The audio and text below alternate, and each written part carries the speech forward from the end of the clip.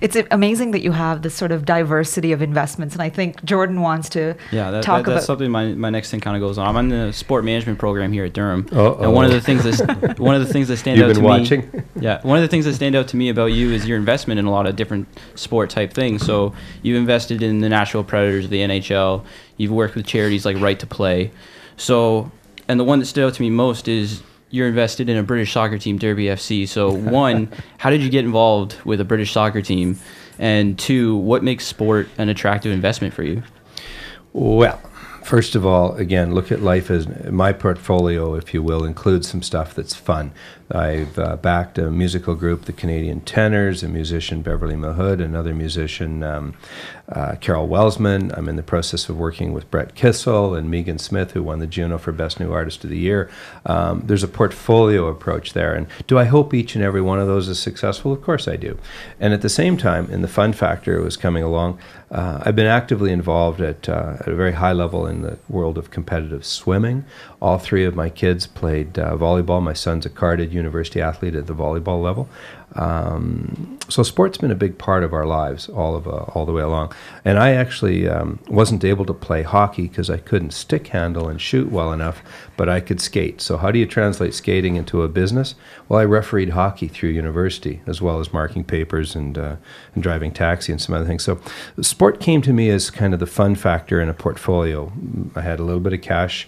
And the opportunity to look at the Nashville Predators came along actually the first night that I was in Nashville ever. I was down looking at some music business and ended up at a private dinner party, and 24 hours later shook hands on an investment in the Predators.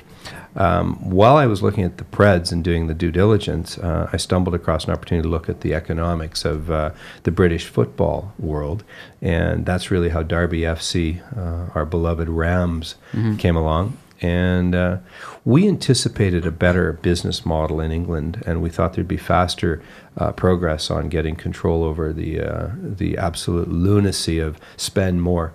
Anyway, so it's a flawed business model that's going to be fixed. It's taken longer than I expected. The Preds has turned out to be a phenomenal investment in terms of picking off between Barry Trotz and David Poyle, the longest standing GM coach team in the world. And it looks like we're on track for a pretty interesting run through the playoffs this year. So sport was just the fun factor. I wouldn't call those investments per se if you don't capture some value. I talked about the entrepreneurial philanthropist and the philanthropic entrepreneur, where I get value in terms of helping people. I don't think these hockey players need a lot of support in the same way that I talk about some of the entrepreneurial investments. But at the same time, the fun factor is high. It's really it's a cool thing for a kid from small town Saskatchewan to be owning a piece of a team that's got a shot at we structured that team to take a run at the Stanley Cup, not to take a run at the playoffs. Playoffs are a given. Stanley Cup is the prize. And they definitely got a shot. So. Oh yeah, Radulov. There's a story there. Yeah. There's a story in Gill. There's a story in Weber. There's amazing. A story in Rene. Yeah, absolutely. The pieces of that puzzle, in spite of the loss 3-0 the other night to St. Louis, I've booked time to be at every playoff game in Nashville. Touching on the music part of it, like you said, I'm coming from a music business management program here, and I just want to know, with the decline of obviously the sales, mostly physical, in the music industry and the top record labels collapsing, from a financial standpoint, do you think it still makes sense for all these musical entrepreneurs to kind of go forward and make their own path with these indie labels, or what do you feel about that? I think social media and the internet are going to play a huge role. Obviously, downloads have taken over from CD sales. I think one of the things that's missing, and I still don't think that we've cracked the nut on this, is I used to love when I was buying LPs. That was before you were born. But even reading the cover on a CD, I'm fascinated by. I'm using an artist as an example named James Keelahan. I loved reading the story that he wrote about the music that he then wrote. And that interaction's now gone. You don't have any of the tactile experience in terms of, yes, there's videos, music videos, and yes, the lyrics are sometimes published, but you don't have the interaction that was created through, even through the written word that came with the CD covers, and I don't see it online. So that experience is gone, and so I'm kind of sad that that's been lost in the in the interface, because now we're just down to 99-cent downloads, and there's a few artists that are skimming, and some artists who are scamming, less talent, more marketing, in terms of capturing dollars. The reality is that live is still a very, very attractive piece of business, but there's fewer and fewer people who can fill stadiums, and that whole model is it's going to change, and that's I'm glad to hear you're studying it, because I don't have the answer, but I do know that I'm, as I say, I'm disappointed that we've kind of lost the interface, and I call it the written word interface between the consumer and the artist. We are, as a nation, still generating some amazing artists. I wish that we had more shows like American Idol. I wish those shows hadn't been so overproduced to the point of destroying the interface and experience. You know, when you're down to the end of an American Idol show and there's 2 artists, and I have to watch a whole hour of blither, watching them cutting their toenails or whatever. I mean, it's just awful as that experience got destroyed. But the reality is that the music world is here to stay. There's still money to be made. I just hope it doesn't all go to Apple. Yeah, absolutely. So coming back to another question that came from fans as well. Again, we have a cohort of students that are graduating in spring. Yep. And their situation may not be any different from other eras of people graduating. Everyone has their woes, but people, at least that's what you hear in the hallways, people seem to feel that, you know, they're graduating into quote unquote a recession. They're graduating with a really large loan, and obviously in the budget that was just announced, a provincial budget, there's a deficit. So people feel this negativity, and they're walking out onto the streets ready to look for a job. What is your advice to graduates? First of all, they should have studied marketing.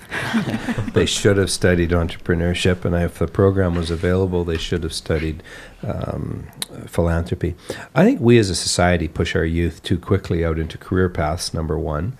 Number two, the world is your oyster. If work isn't sitting there that suits you to a T and you can afford to do it, whether it's charity travel, working with in third world areas with Engineers Without Borders, or any of the thousands and thousands of programs that are out there, take some time down. But the reality is that marketing is going to be your point of differentiation right from the get-go. And so if you've got a negative attitude walking out the door, that'll show up in the first interview.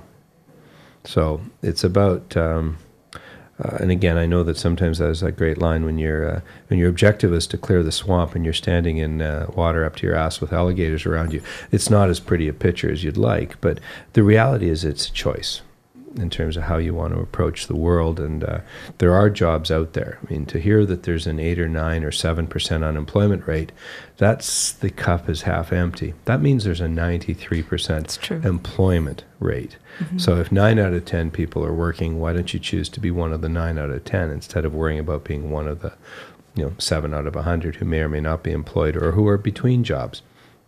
It's a valid point. Okay, just to kind of go back to the first kind of question too, something I would like to know is, can you pinpoint a time when it kind of hit you that I'm starting to be able to do a lot more than I ever expected to do? Is there some type of investment, something maybe with your energy background where you were like, I'm starting to kind of see some success come around?